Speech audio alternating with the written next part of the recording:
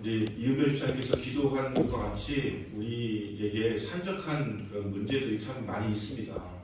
결국은 우크라이나와 러시아와의 전쟁도 우리가 볼 때는 너무나 이해가 되지 않는 전쟁이죠. 지금 이 시대에 어떻게 그런 전쟁을 그렇게 할 수 있을까?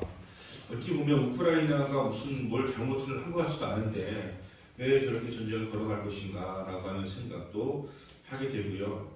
또 산불이 일어나가지고 너무나 많은 사람들이 고통을 당하고 있는 이 상황을 생각해보면 안타깝습니다. 어제는 뭐 그렇게 비가 내렸으면 좋겠다는 기도가 되더라고요. 그래서 어쩌면 우리 소방관들이 아무리 호수로 물을 뿌려대봐야 하늘에서 내리는 비만큼 되겠습니까? 하나님의 은혜를 구하는 것이 우리가 할 수 있는 중보가 아닐까라는 생각을 하게 되고요. 참 이상한 선거 같아요. 이번에는 뭐를 잘하겠다고 하는 그런 얘기는 없고 맨 마지막까지 이렇게 막 상대방을 막 내리까고 막 이런 이야기만 들려와가지고 국민들이 이렇게 어느 편에 딱 서다 있다 보니까 계속 서로 이렇게 다투고 증오하고 뭐 이런 마음이 되다 보니까 우리의 마음이 이제 새로운 대통령이 되시면 우리는 얼마나 잘 될 것인가라고 하는 희망을 갖는 것이 아니라 뭐 누가 해도 뻔하지만 그 사람들에게 더 안 좋기 때문에 막 열심히 투표를 하는 것 같아요. 지금 그런 마음 보니까 안타깝다는 생각이 드는데 이 모든 것에 해결책이 있다면 저는 사랑이라고 생각합니다. 그래서 사랑은 언제나 오래 참고 이 가사처럼만 살아도 많이 해결될 것인데 이번 산불도 그 동해시에서 어떤 사람이 이웃들하고 사이가 안 좋다 보니까 토치를 이렇게 불을 여러 번 냈다는 거 아닙니까? 결국은 이게 인간관계 속에서의 그 사랑의 결핍의 문제가 이런 큰 문제를 일으키게 되어지는 것이기 때문에 결국 사랑을 우리가 잘 해낼 수 있다고 한다면 세상은 훨씬 더 아름다워지지 않을까. 정말로 국민을 사랑하는 거 맞나? 정말로 우리 나라를 사랑하는 거 맞나 싶을 정도로 너무 많은 그 네거티브만 하고 있는 그런 분들도 사랑을 온전히 안다고 한다면 많이 달라지지 않을까라고 하는 생각을 하게 되었습니다. 저는 아직까지 그런 사랑을 많이 못 느끼겠어요. 그분들에게. 이분들이 정말 국민을 사랑하는지 그걸 잘 모르겠다는 거죠. 진심으로 정말 우리에게 그 사랑이 좀 회복되었으면 좋겠다라고 하는 생각을 하게 되었습니다. 에덴 동산을 창설하시고 에덴 동산에는 평화가 있었습니다. 아담과 하와가 사단의 꼬임에 넘어가지 않고 하는 말씀을 지켜내기만 했더라면 아마도 그 평화는 오랫동안 계속되었을 것입니다. 가지고 살아가던 그들이 갑자기 에덴 동산 밖으로 쫓겨나게 되었습니다. 그냥 쫓겨나게 된 것만이 아니라 이제는 땅을 파야 돼요.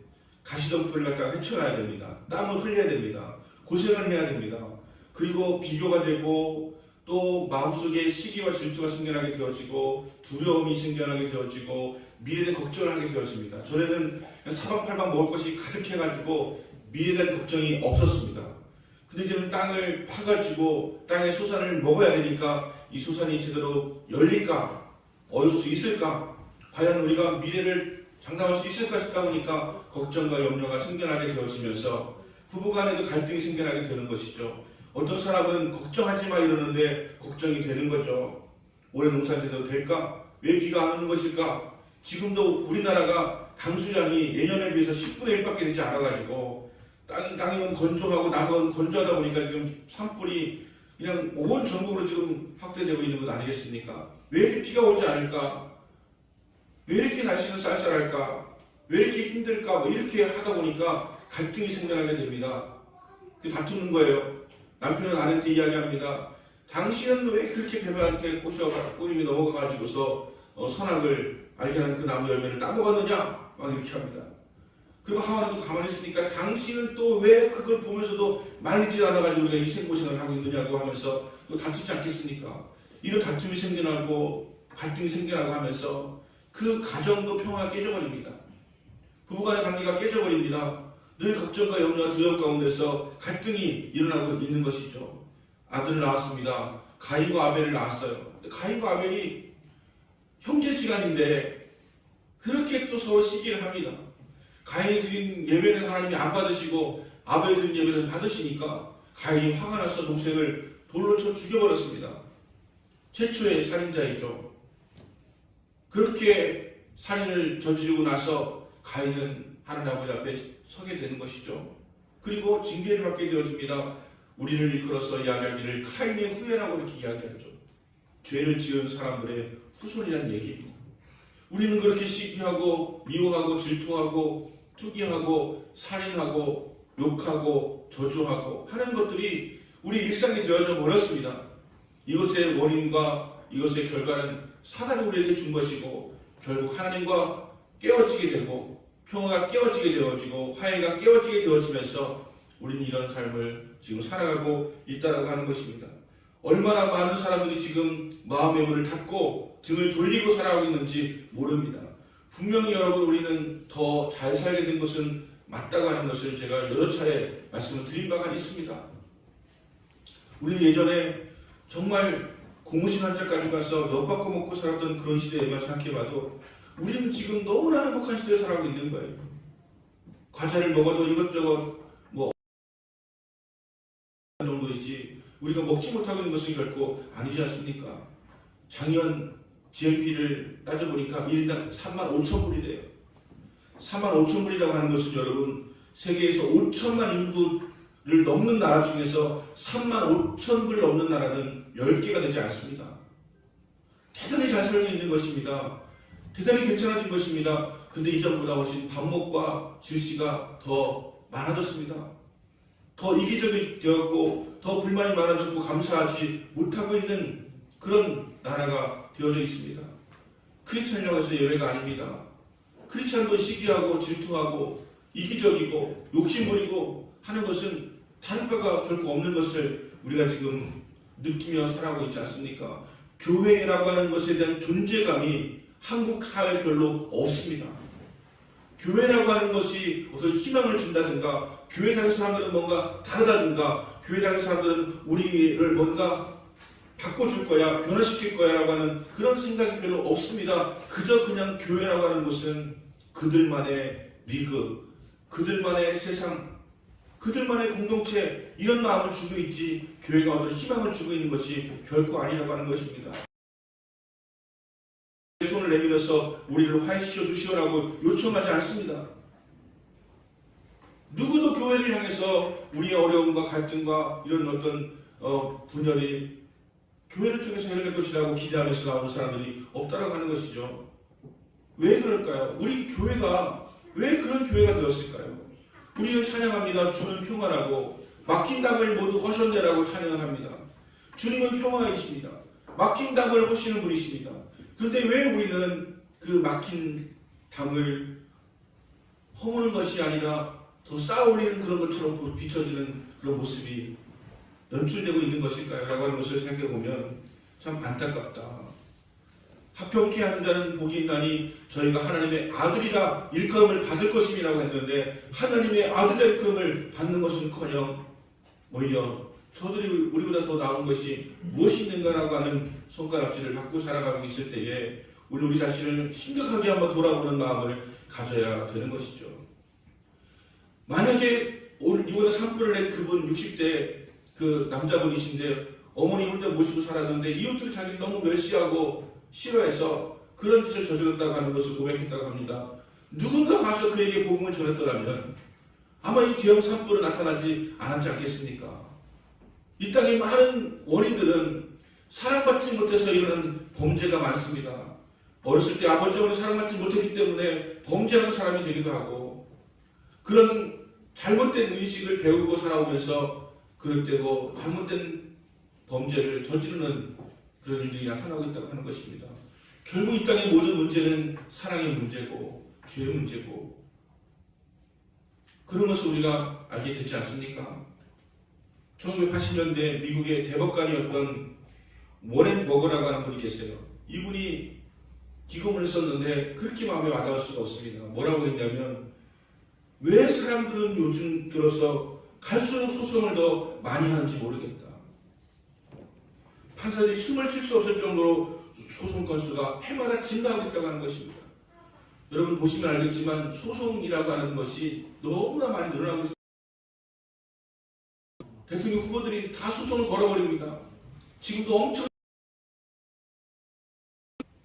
목사님들도 점점 교회에서 해결하지 못하고 자꾸 소송을 겁니다. 교회 안에서 소송이 걸리고 교단에서 소송이 걸리면서 자꾸 싸우고 다투는 모습들이 세상에 나타나게 되었으니까 세상 사람들을 우리 향해서 교회가 자정 능력을 상실했다라고 이야기하고 있는 것이죠. 성경 우리에게 이야기합니다. 무슨 문제가 생기면 일단 한 사람이 찾아가서 권면을 해라. 그리고 화해를 할 수 있도록 노력을 해라. 그래도 안 되면 몇몇 사람이 찾아가서 이야기를 해라.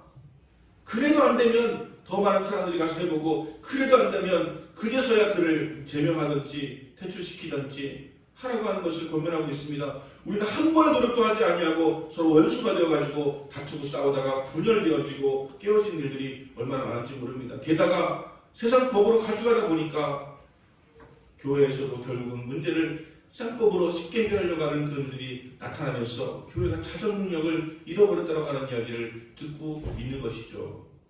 그래서 우리의 교단법은요, 목사가 세상의 법으로 가져가는 순간 제명입니다. 우리 교단법은 그래요. 교회 안에서 먼저 재판을 열고 교회 안에서 먼저 해결할 수 있는 노력을 하지 않고 먼저 세상의 법으로 가져가면 그냥 제명이에요. 장로님도 그렇고 목사님도 그렇고 세상의 법을, 교회의 문제를 세상으로 가져가면 그 순간 제명을 하도록 법이 되어 있습니다.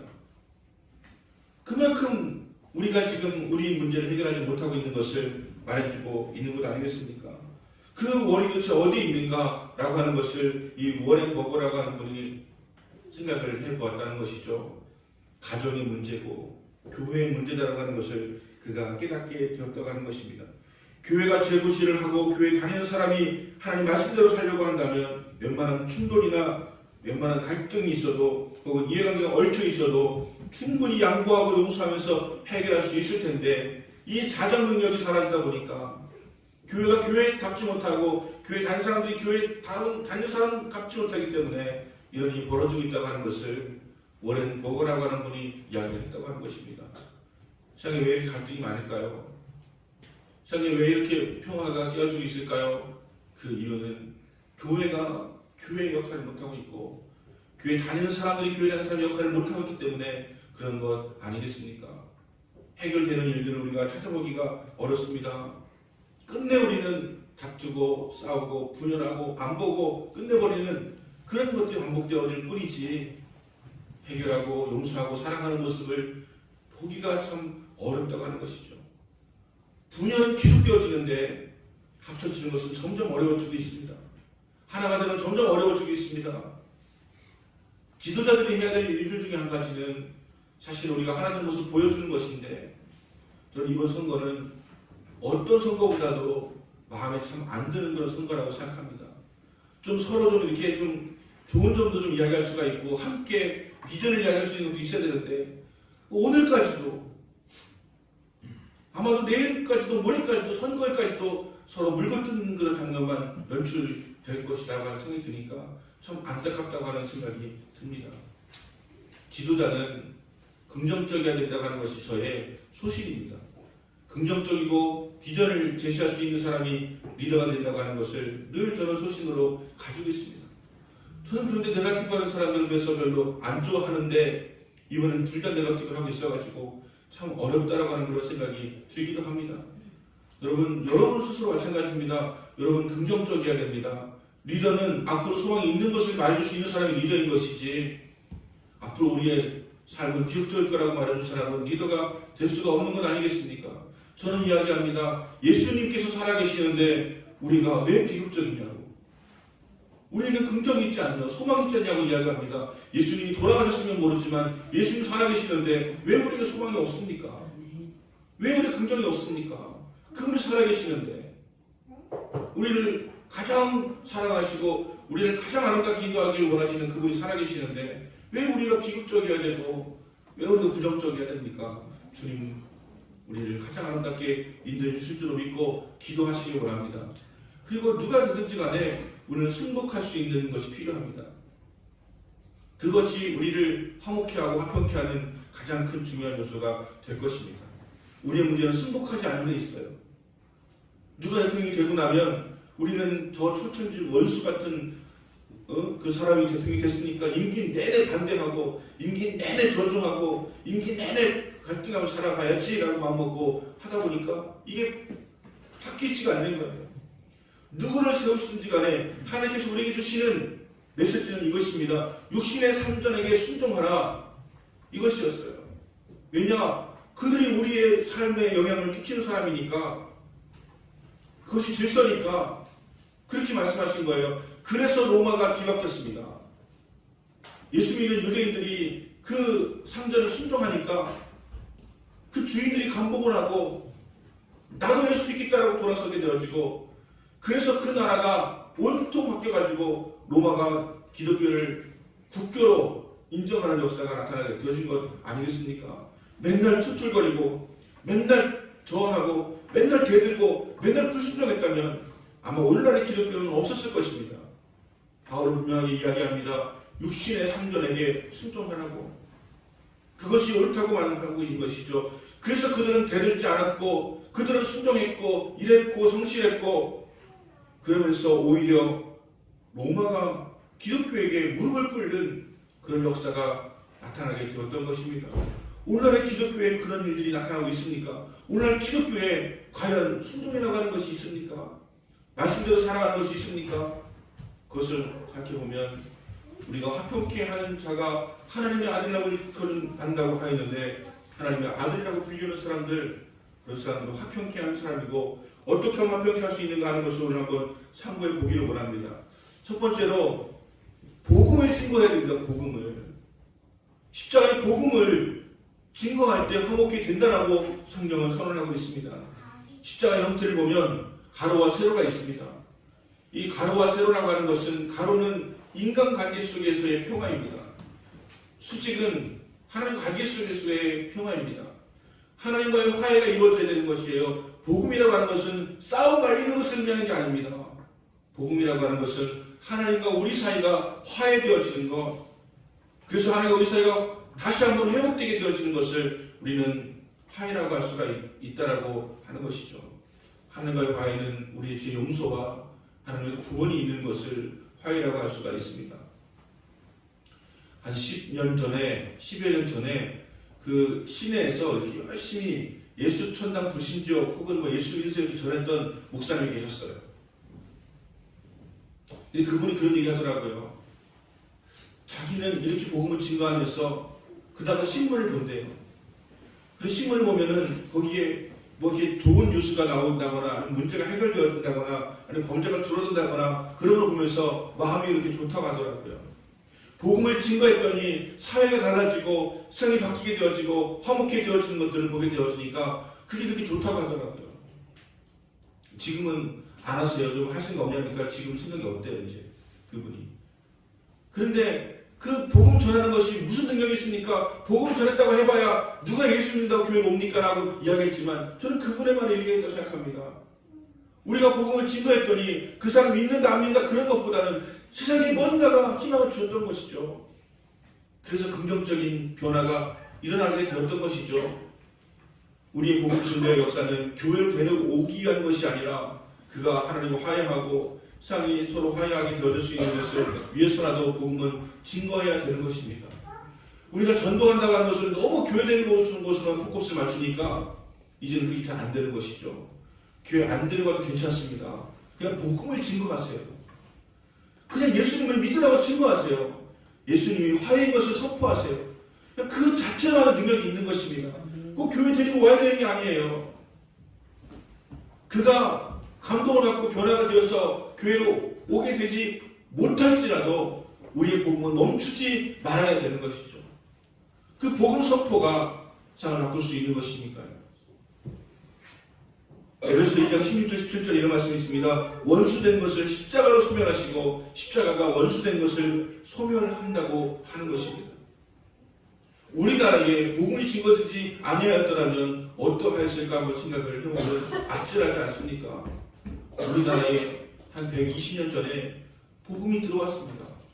그래서 많은 부분에서 화해가 이루어졌습니다. 복음으로 말미암아서 우리 사람과의 관계가 회복되었고 하나님과의 관계가 회복되었습니다. 열심히 기도했습니다.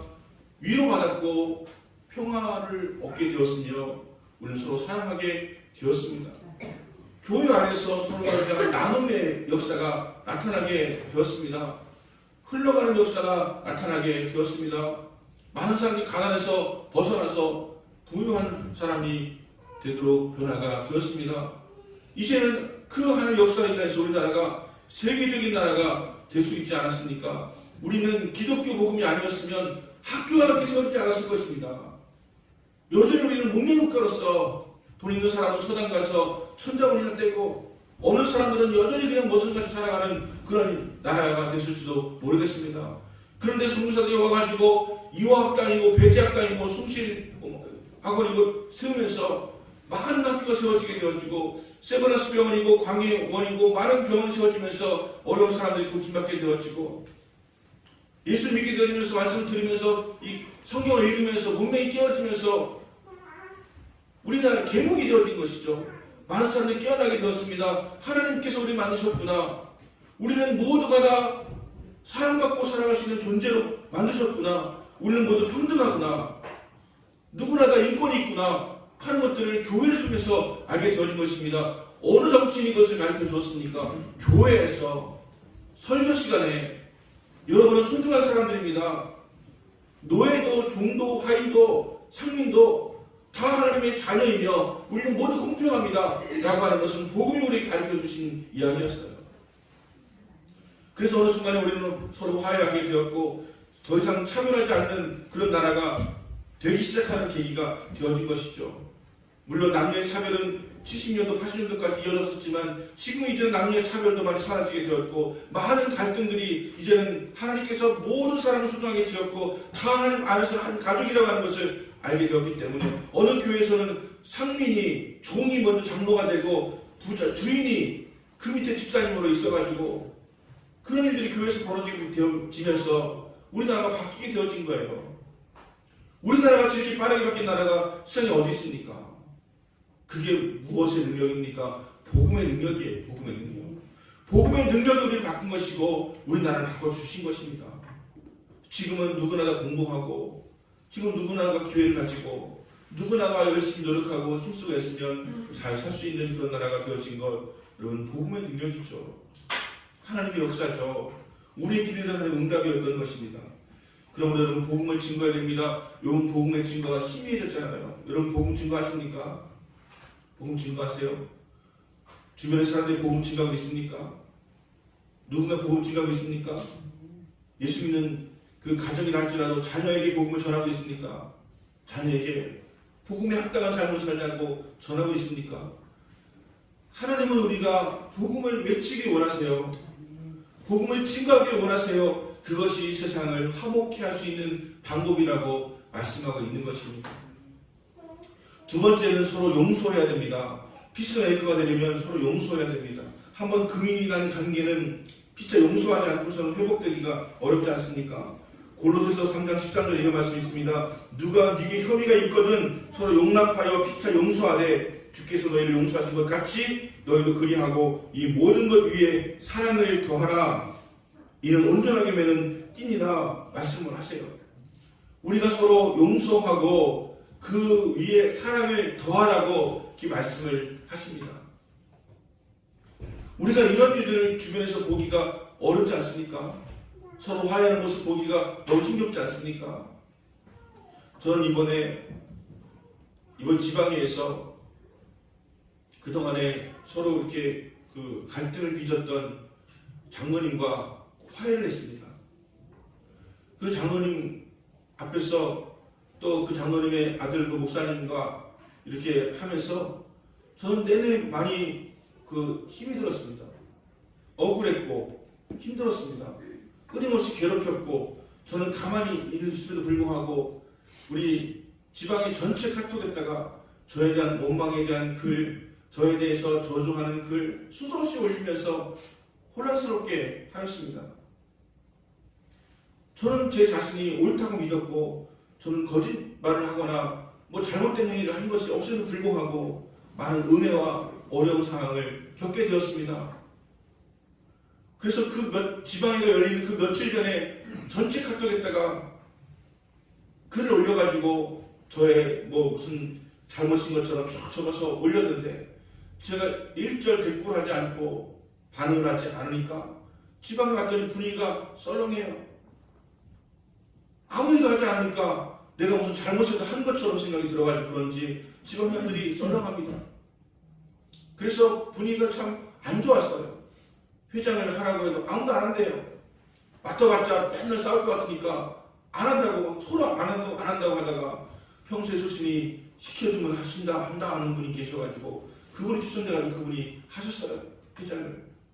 그런데 그렇게 오랜 시간이 지난 후에 이제 그 목사님께서 이제 이야기하기 시작하십니다. 발언했어요. 물론 정말 짧게 하면 좋겠는데 시간도 한참 지났는데 무려 40분에서 50분을 혼자서 발언하셨어요. 이런 것에 대해서 자기의 입장과 또 김철영 목사가 얼마나 대표적으로 이런 일들을 주장해서 잘못했는지에 대한 이야기를 막 하는 거예요. 그 얘기를 아무도 뭐라고 하지 않고 잘 듣고 있더라고요. 겁이 나서 그런 건지 아니면 정말 진작에 들어주고 싶어서 그런 것인지 잘 듣더라고요. 저에 대한 안 좋은 이야기가 가득한데 그걸 듣더라고요. 그러다 보니까 저에게도 기회가 생겼습니다. 저도 이제 발언할 수가 있게 되었어요. 나가서 제가 발언했습니다. 그리고 처음으로 저는 공개적으로 저의 입장을 이야기하게 되어진 것이죠.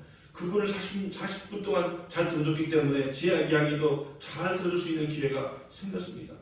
저는 조목조목 이야기했어요.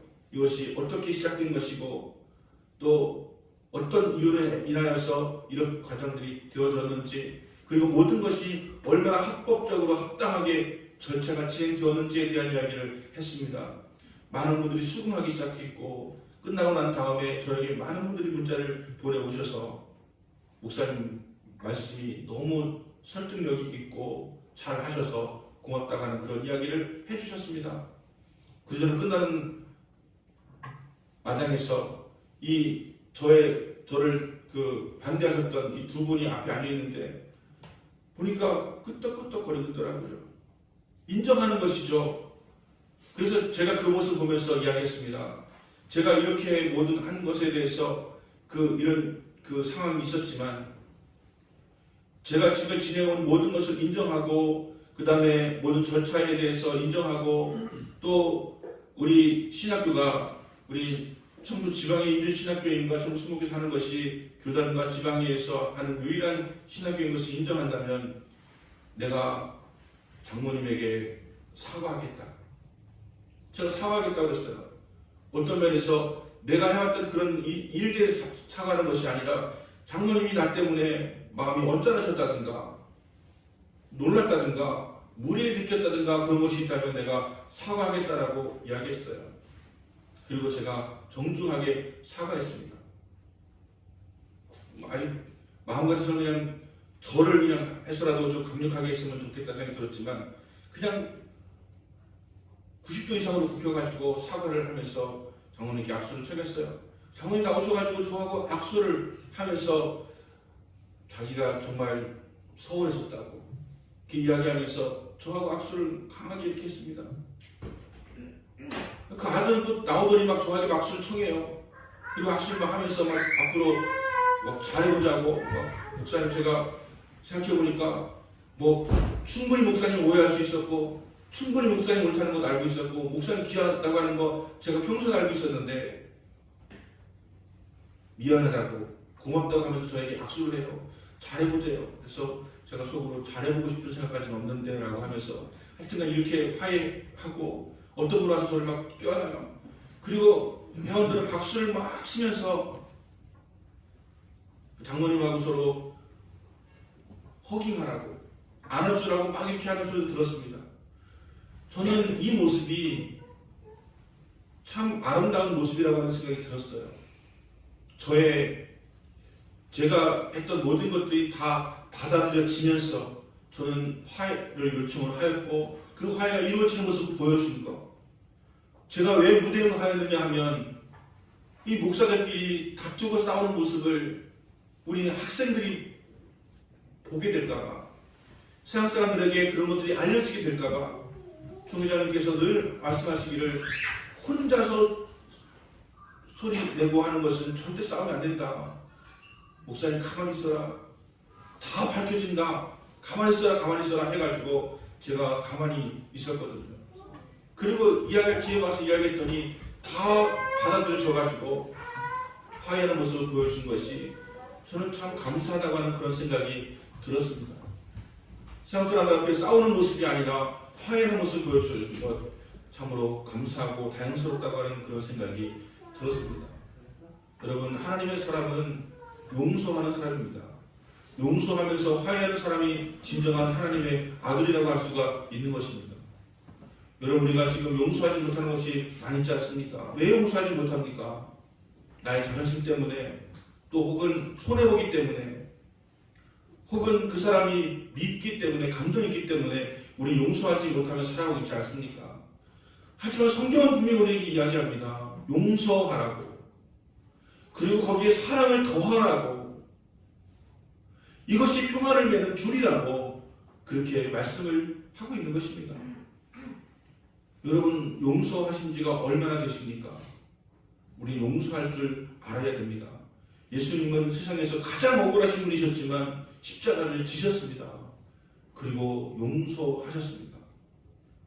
하나님, 저들을 용서하여 주옵소서라고 하는 것이 예수님 마지막 고백이셨습니다. 저들이 하는 것을 알지 못합니다라고 하면서 용서해달라고 이야기했습니다. 자신을 때리고 창으로 찌르고 죽이기까지 한 그들을 용서해달라고 하신 분이 예수님이셨습니다. 우리는 그 용서가 우리에게 있어야 되지 않겠습니까? 너무 거리가 멀다고요. 지금 세상이 그런 세상이 아니라고요. 아닙니다. 주의 말씀은 언제든지 간에 동일하게 우리에게 적용돼야 된다고 하는 것입니다. 용서는 희생이 따릅니다. 용서하면 손해볼 것 같아요. 용서라고 하는 것은 빚을 탕감해 주는 것 마찬가지인데, 빚을 탕감해 준다고 하는 것은 내가 받을 빚을 못 받는 얘기 아닙니까? 그러니까 손해입니다. 하지만 주님께서는 용서하라고. 베드로가 찾아와서 예수님께, 예수님, 형제가 나에게 죄를 범하였을 때 몇 번까지 용서해 주겠습니까? 7번까지 하니까 자기 딸은 통 크게 7번이라고 했는데 예수님께서는 말씀하십니다. 70번, 70번씩 7번이라도 해주라고 말씀을 하신 것이죠. 그래서 예수님께서 우리가 용서하기를 원하신다고 하는 것을 말씀하시고 비유하시면서 어떤 신하가 임금에게 엄청난 빚을 줬는데 그분이 탕감해 주셨다. 근데 그 신하가 나가가지고서 작은 빚을 진 그 사람을 가둬버리고서 그 갚을 때까지 가두어 줬다라고 하는 비유를 들면서 너희는 큰 용서를 받았는데 어째요 작은 것도 용서하지 못하고 살아가느냐고 하는 것을 우리에게 말씀하여 주셨습니다. 우리 용서할 줄 아는 사람이 되어야 됩니다. 우리는 늘 이렇게 이야기하죠. 만약에 그 사람이 나에게 죄를 고백한다면, 그 사람이 나에게 뭔가를 해준다면, 빚을 갚는다면 용서하겠다. 그건 맞는 말씀이고 신앙적인 법이기도 하죠. 하지만 주님은 그것을 넘어서는 자가 되기를 원하십니다. 네가 손해를 보더라도 용서해라. 그리하면 너에게 나의 용서가 임하게 되어질 것이라고. 주기도 모두 나마다 고백하지 않습니까? 우리가 우리의 죄를 사하여 준 것 같이 우리의 죄를 사하여 달라고. 우리가 우리의 죄를 사하면 주님의 용서가 우리에게 임하게 되어진다는 것을 말씀해 주시고 있는 것이죠. 세 번째로 화평을 깨지 않도록 최선의 노력을 기울여야 됩니다.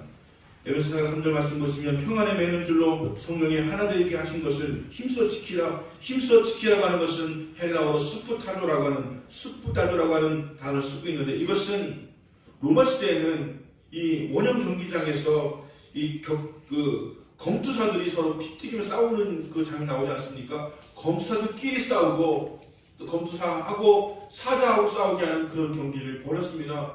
엄청나게 잔인한 경기죠. 누군가가 죽습니다.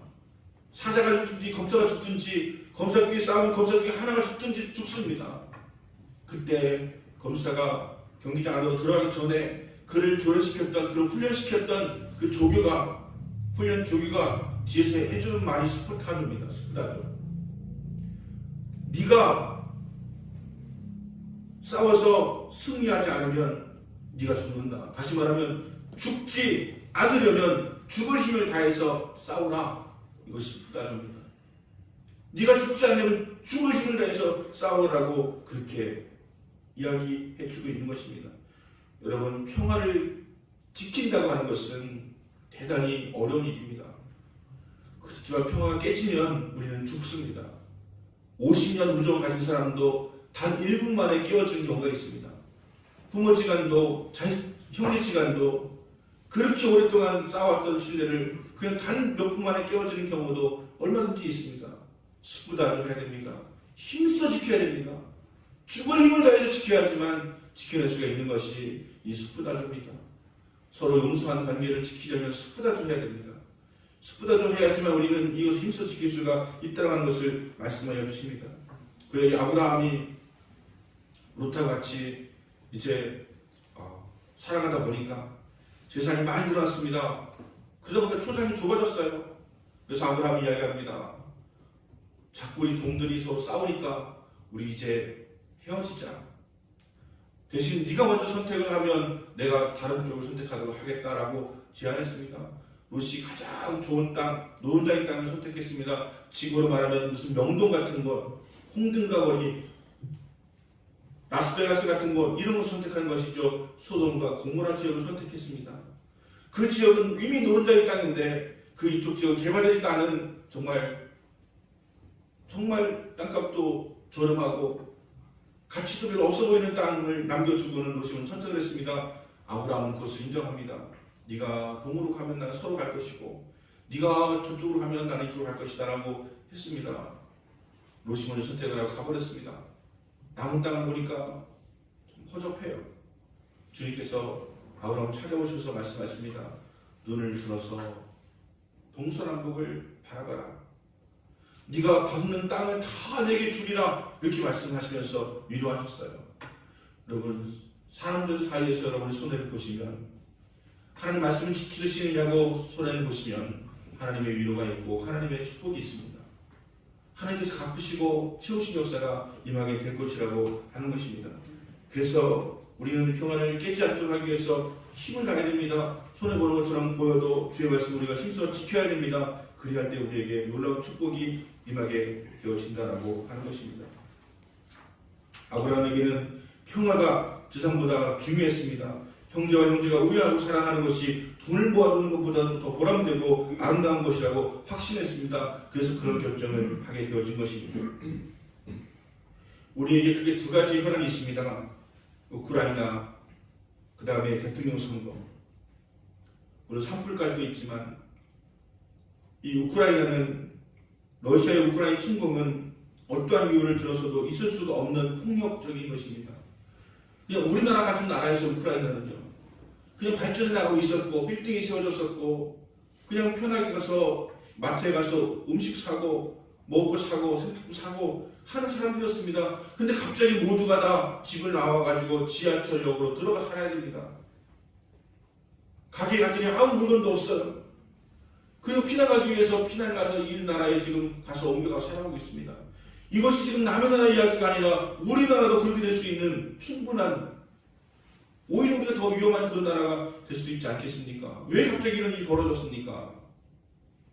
러시아는 왜 우크라이나 침공한 것일까요?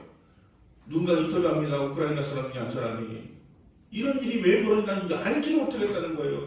우리는 러시아를 미워하지 않는다는 거예요. 오늘 러시아 사람들 미워하지 않는다는 거예요. 왜 근데 우리가 이런 피해를 봐야 되고 우리가 자유를 박탈돼야 되는지 나는 알 수가 없다고 하는 것을 이야기합니다. 갑작스러운 재앙, 그들 찾아온 것이죠. 우리는 그들이 화평케 되기를 위해서 기도해야 됩니다. 근데 여러분, 화평케 되는 것은 러시아가 우크라이나를 이겨버려가지고 러시아와 우크라이나는 완전히 다 박살내버려가지고 이루어지는 평화가 우리의 기도 제목은 아닙니다. 평화는 조용해지는 것이 중요한 것이 아니고요, 평화는 주님의 뜻대로 이루어지는 것이 평화입니다. 평화를 위해서 우리가 그냥 패배하고 인정하고 항복하면 평화가 이루어지겠죠. 우리는 그대로 노예로 살아가면 되는 것이니까요. 하지만 주님께서 원하시는 평화는 싸워서 지킬 수 있는 것도 우리에게 말씀해 주시는 거예요. 평화는 여러분 그냥 이루어지는 것이 아니고 우리의 헌신과 우리의 희생과 우리의 싸움 속에서 우리는 주님의 가치를 지키는 것을 통해서 이루어지는 평화라야 진정한 평화입니다. 제가 볼 때 이 평화는 러시아가 항복함으로 이루어져야지 온전한 평화지 우크라이나가 항복하는 것이 온전한 평화가 아닙니다. 지금 러시아는 모든 경제 루블로 하는 아니 정크 펀드로 지금 곤두박질 쳐 있습니다. 우리나라에서 발행되는 러시아 채권이나 주식은 99% 폭락한 것도 있어요. 그들의 경제는 지금 굉장히 어려워졌습니다. 예전과는 다른 양상이죠. 예전에는 그냥 전쟁으로만 싸웠지만 이제는 경제적으로 그들을 어렵게 하면 그들은 많은 어려움을 겪게 되어지고 항복선언을 할 수가 있게 되어지기 때문에 제가 원하는 것은 그저 평화가 아니라 정말 하나님께서 원하시는 평화가 이룰 수 있기를 위해서 기도해야 될 것입니다. 여러분 꼭 러시아와 우크라이나를 위해서 기도하세요. 하지만 우크라이나가 항복하는 걸로 평화가 이루어지게 해달라고 하는 것은 잘못된 기도입니다. 저는 그런 것도 많이 봤어요. 부부지간에 서로 다툽니다. 싸웁니다. 그런데 평화가 찾아왔어요. 알고 보니까 남편이 기적적으로 요구하는 것이 너 교회 가지 마! 라고 하는 것이었는데 그 아내가 너무 지긋지긋해가지고 교회를 안 가는 것으로 결정하고 평화가 찾아왔습니다. 그게 평화일까요? 그건 평화가 아닙니다. 그런 평화는 주님의 평화가 결코 아닙니다. 우리는 어떠한 경우라도 남편한테 더 잘해주고 남편의 발을 닦든지 남편을 위해서 수고하고 헌신하든지 어떤 것을 위해서라도 나의 신앙과 믿음은 지켜낼 수 있어야 그래서 평화가 이루어져야 평화인 것이지 내가 양보해가지고 알았어 나 교회 안 갈게. 교회 안 가기 시작해요. 너무 신앙 좋으셨던 집사님이셨는데 저도 열심히 하고 교회 가서 열심히 하는 분이셨는데 갑자기 교회를 안 와요. 전화했더니 저 남편하고 싸우기 싫어요. 저는 평화롭게 살 거예요. 하면서 주님만 놀러 다니고 막 이렇게 하더니 시간 다 팔아먹고 남편하고 사이가 좋아졌겠습니까? 안 좋아지고 더 안 좋아졌어요. 여러분 잠깐 좋아진 것처럼 양보하니까 좋아진 것처럼 보였지만 나중에 보니까 더 안 좋아지더라고요. 그 평화는 평화가 아닙니다. 그것은 세상의 평화입니다. 강대국이 약속을 밟아가지고 잠잠하게 되어진 상태 그것은 세상의 평화입니다. 주님의 평화는 하나님의 의가 이루어지는 평화여야 되는 것이죠. 우리는 그것을 위해서 기도해야 됩니다. 그리고 또 한 가지는 대선이 우리에게 나와 있어서 이제 수요일날이면 대선의 어떤 결과가 나오게 될 것입니다. 누가 되느냐에 관심이 이렇게 없었던 적이 별로 없던 것 같아요. 누가 되느냐에 관심이 있는 게 아니라 누가 좀 안 됐으면 하는 마음이 더 큰 것이 우리 국민들의 마음이 아닌가 하는 생각이 듭니다. 그런데 저는 다른 것 하나 제안하고 싶습니다. 승복입니다. 승복하세요.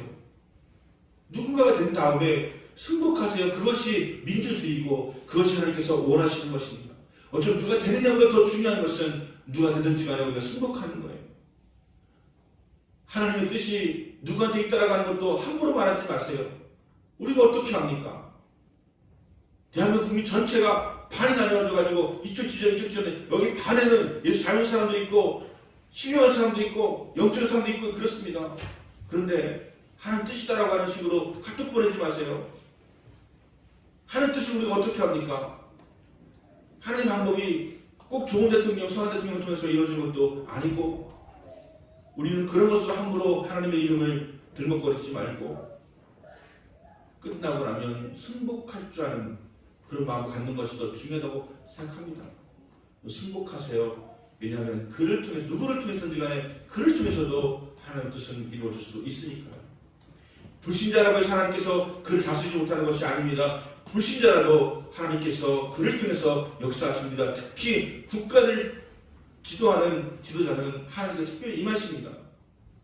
불신자가 아니냐가 중요한 것이 아니라 전 세계를 통치하시고 다스리시는 하나님께서 역사하시기 때문에 우리는 믿는 분이 대통령 됐다고 더 잘하는 경험 해보셨습니까? 우리 집회 대통령들은 다 크리스찬이 거의 대부분이었어요. 반드시 여러분 승복하기 바랍니다. 저도 그런 마음을 준비하고 기도하고 있습니다. 제가 원하는 대통령 있어요. 지지하는 사람 있습니다. 하지만 저는 누가 되든지 간에 승복하려고 하는 마음을 준비하고 있습니다. 그것이 주님의 뜻이라고 여기기 때문에 우리가 왜 자꾸 갈라지느냐? 승복하지 못해서 그래요. 여러분 승복합시다. 그렇게 해달라고 기도하시기 바랍니다. 그렇게 내가 마음 먹을 수 있게 해달라고 기도하시기 바랍니다. 다른 사람들한테 강조할 필요 없어요. 우리 큰나무교회 성도들부터 하나님의 뜻은 승복이다. 우시는 한 전에 순종하는 것이다라고 여기면서 승복하는 저 여러분 될 수 있기를 예수님으로 축원합니다. 이런 식으로 기도하겠습니다.